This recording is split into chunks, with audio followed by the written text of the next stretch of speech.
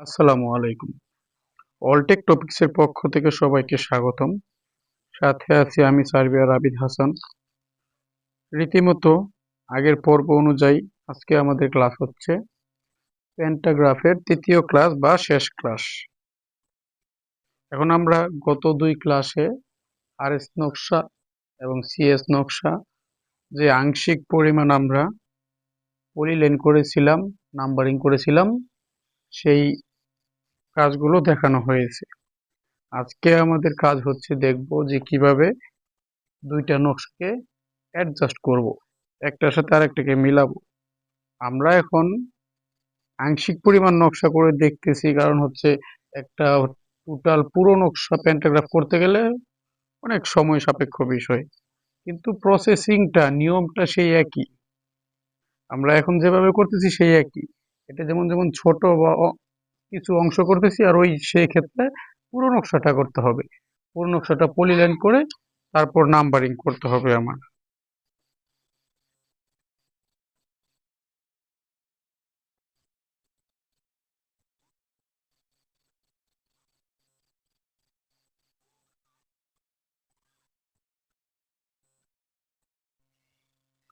আচ্ছা, তাহলে আমরা আজকের ক্লাসটা শুরু করি। এটা হচ্ছে আমাদের আরএস নকশার যে আংশিক পরিমাণ এটা, আর আমাদের সিএস নকশার অংশটা হচ্ছে এই যে এটা। এটা হচ্ছে আমার সিএস নকশার অংশটা। এই যে আমরা দুইটা যদি একসাথে করি, যেমন আমরা এখানে ভিউ ভিউ প্রজেক্ট, আমরা দুইটা একসাথে যদি দেখি, যেটা হচ্ছে আমার আরএস আর এটা হচ্ছে আমার সিএস, এই যে দুটা। আচ্ছা, এখন আমরা দুইটা নকশাকে একসাথে মিলাবো। আমাদের নর্মাল ওয়েতে চলে আসলাম। এখন আমরা মিলাতে, দুইটা নকশা মিলানোর জন্য আমাদের কয়েকটা রুলস আছে। সেটা হচ্ছে পুরো নকশা মিলানোর ক্ষেত্রে বা আংশিক নকশা মিলানোর ক্ষেত্রে দেখতে হবে নকশার মধ্যে, যেমন আমরা নকশাতে চলে যাই, এখানে কোনো পিলার থাকলে, যেমন এই যে এখানে একটা পিলার দেখা যাচ্ছে, এই পিলারটা খেয়াল করতে হবে আর এস এবং সিএস এ দুটাতে আছে কিনা এই পিলার গুলা, সেটা একটা বিষয়। এটা তারপর দ্বিতীয়ত হচ্ছে নমুনা, যেমন আঁকা বাঁকা যে দাগগুলো নমুনা থাকে, দেখতে হবে যে কোন নমুনাটা প্রায় সেম, দুইটা নকশায় একই রকমের আছে নমুনা, বা ফুটগুলাও সেম আছে, পরিবর্তন হয় নাই, ওই রকম দেখে দুইটা পয়েন্ট আমাদের মিলাতে হবে।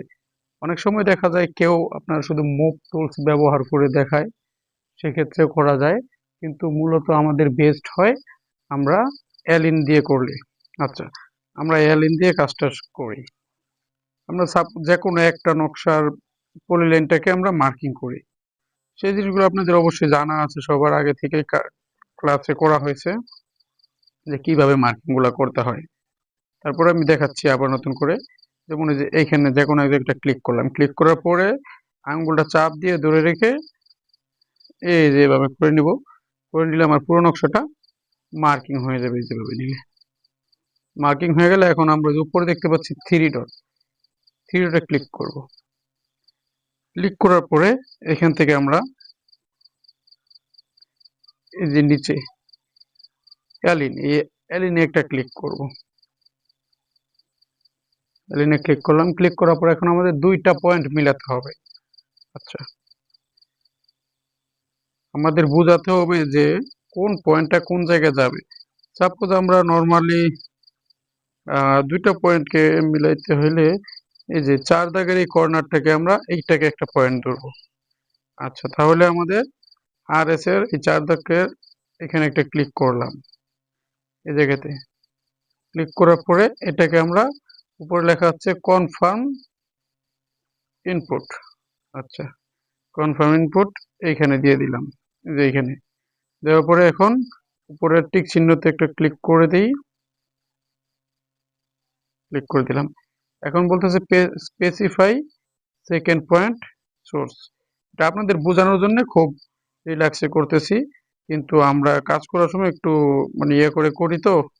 আচ্ছা, আমরা এই 30 দাগের, এটা হচ্ছে সিএস আর আর এস হচ্ছে 33, এই দাগটাকে আমরা মিলিয়ে দিই। তাহলে আমরা এখানে আর এস এর এই কর্নারটাকে একটা ক্লিক করি, ক্লিক করলাম। এখন আবার সিএস এর এই কর্নারে ক্লিক করলাম। এখন উপরে টিক চিহ্ন আছে, এই যে এখানে টিক চিহ্নতে একটা ক্লিক করব।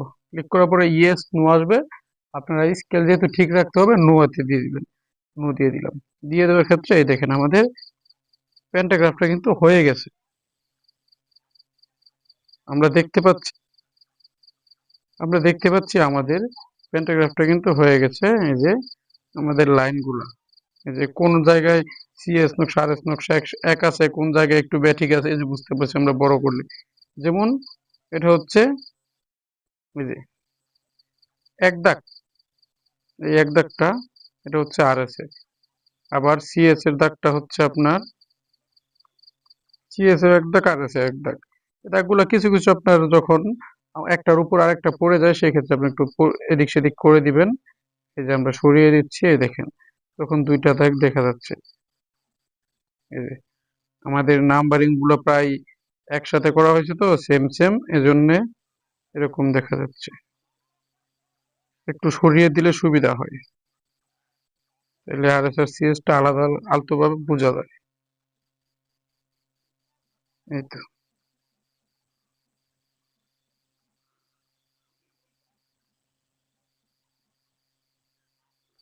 আমরা এখন কিন্তু সিএস এবং আর এস দাগের তফাৎটা বুঝতে পারছি।